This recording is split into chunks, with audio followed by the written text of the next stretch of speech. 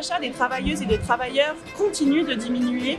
Assurance maladie, électricité, alimentation, toutes les factures augmentent, mais les salaires sont toujours à la traîne. Pour certains, il devient même difficile de terminer le mois.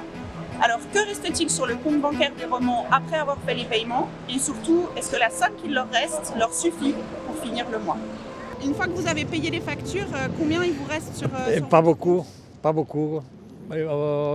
Après, il a tout, beaucoup de je dois payer l'assurance de la maison, j'ai payé le téléphone, j'ai payé ça, et il ne me reste pas beaucoup. Vraiment, il ne me reste pas beaucoup. Si par exemple, là, j'ai payé la moitié des logements que j'ai, alors là, mais le téléphone, toutes ces choses-là, et moi,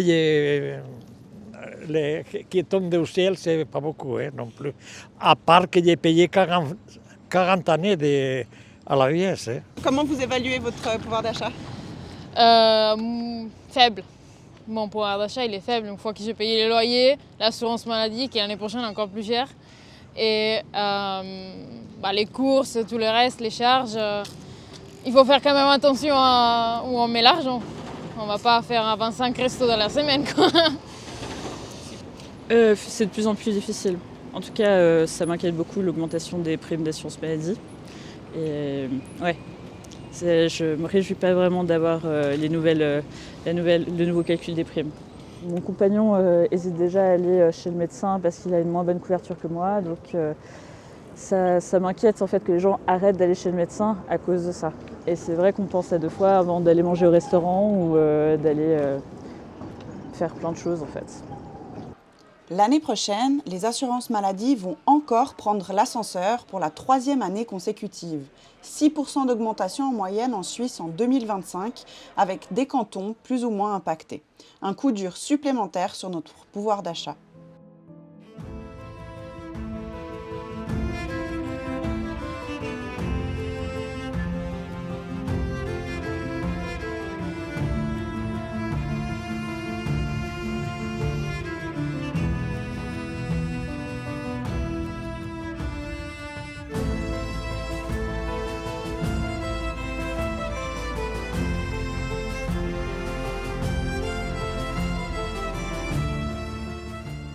Alors, qu'en est-il du pouvoir d'achat des Suisses aujourd'hui? Quels sont les indicateurs économiques qui permettent d'en rendre compte? Et quel est l'avenir de notre pouvoir d'achat? Noémie Thurlinden, économiste à UNIA, nous en dit plus. Tout est devenu plus cher, les prix, les primes d'assurance maladie, les loyers. Et le grand problème, c'est que les salaires ne sont pas augmentés assez. Et à cause de ça, on voit une perte de pouvoir d'achat des salariés, surtout pour les salariés avec bas ou moyens revenus. Il y a l'indice des prix à la consommation, ou l'IPC, qui montre l'évolution des prix à la consommation. Et selon cet indice, on voit que les prix ont augmenté d'environ 7% depuis fin 2020. Parce que les salaires n'ont pas augmenté assez, les salaires réels ont baissé. Les salaires réels, c'est les salaires corrigés par les prix ou aussi le pouvoir d'achat des salariés. On a vu que les salaires réels ont baissé en 2021, 2022 et 2023. Donc 3 années consécutives, c'est vraiment un développement très inquiétant.